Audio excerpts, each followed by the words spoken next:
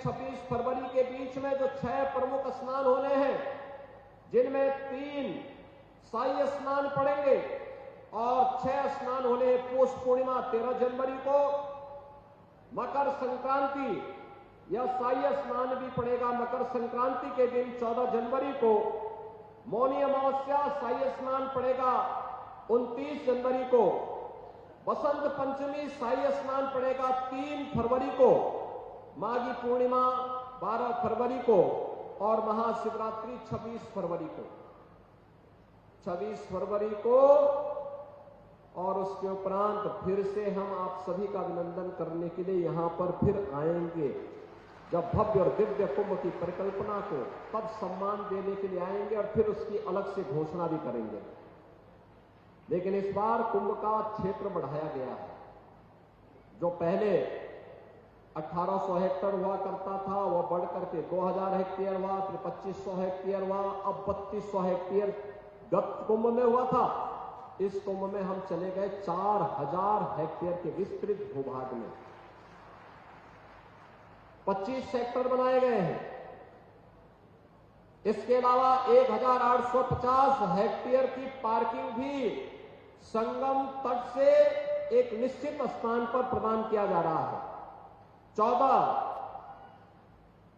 Flyover और underpass दिए जा रहे हैं, नए बनाए जा रहे हैं। 9 पक्के घाट बनाए जा रहे हैं। 7 रिवर फ्रंट रोड, 12 किलोमीटर का अस्थायी घाट, 550 शटल बसेज, 5-7 हजार रोडवेज बसेज, 7 बस स्टैंड और इसके साथ ही यहां पर जितने भी नाले थे, सीवर थे, इन सबको टेप करते हुए बायो रेमेडिएशन के माध्यम से हम लोग गंगा में कोई भी गंदगी नहीं गिरने देंगे। इस संकल्प के साथ एक कार्यक्रम चल रहा है। और भाइयों, प्रयागराज का कुंभ आदरणीय प्रधानमंत्री जी की प्रेरणा और मार्गदर्शन में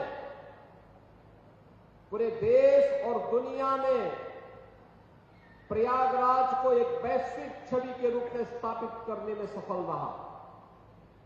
एक भव्य, एक दिव्य कुंभ हो। कुंभ भी स्वच्छता, सुरक्षा और सुव्यवस्था का प्रतीक बन सकता है। कुंभ के माध्यम से आने वाला हर व्यक्ति एक सुकून महसूस करके असीम आध्यात्मिक शांति की अनुभूति करता हो। यह दृश्य देखने को मिला था 2019 के प्रयागराज कुंभ में। और प्रयागराज कुंभ की उस कार्यक्रम की परिणति थी कि स्वच्छ कुंभ की परिकल्पना को साकार करने वाले स्वच्छता के कर्मियों को आदरणीय प्रधानमंत्री जी ने उनके पाद प्रक्षालन के माध्यम से उस समय संदेश दिया था कि वास्तव में स्वच्छ कुंभ की नींव और उसकी आधारशिला कोई है, ये सफाई कर्मचारी है। इनका सम्मान होना चाहिए और उनका अभिनंदन होना चाहिए। बहनों और भाइयों, ये हमारा सौभाग्य है कि इस प्रयागराज के दुनिया के सबसे बड़े आध्यात्मिक और सांस्कृतिक आयोजन के साथ हम सबको जुड़ने का अवसर प्राप्त हो रहा है।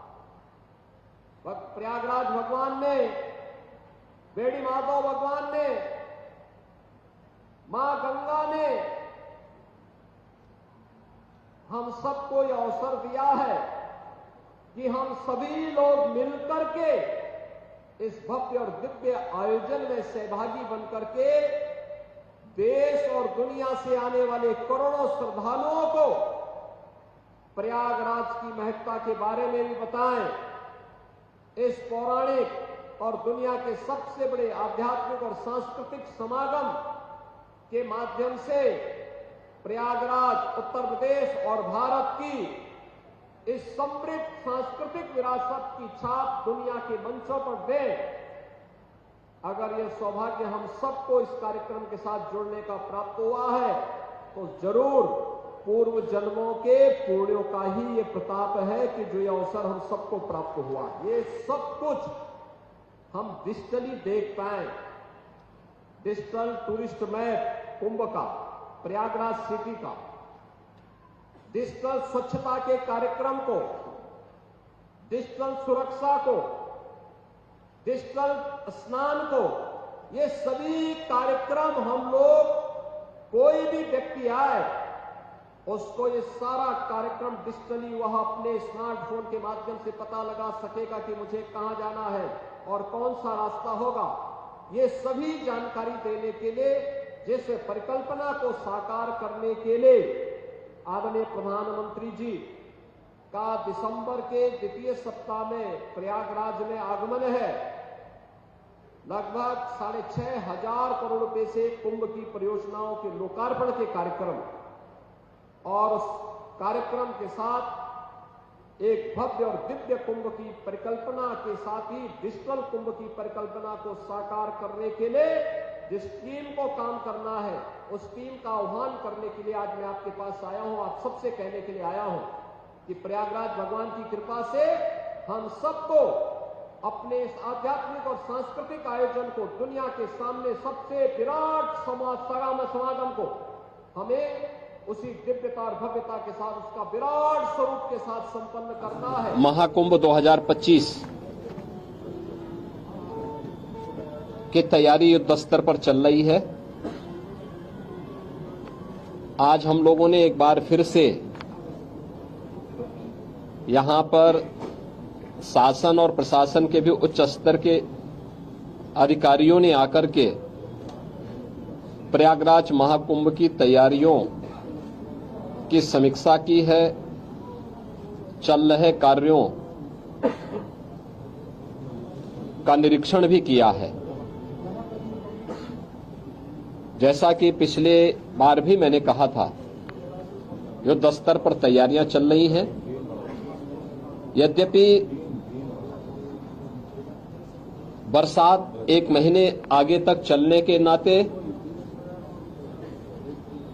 हम लोग पिछली बैठक के दौरान लगभग एक महीने लेट थे, लेकिन इस बार जब मैंने समीक्षा की है तो मैंने पाया है कि हम लोग 13 जनवरी से लेकर के 26 फरवरी के बीच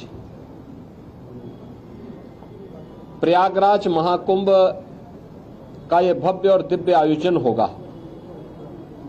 इस भव्य और दिव्य आयोजन की तैयारी हमारी एक महीने पहले पूर्ण हो चुकी होगी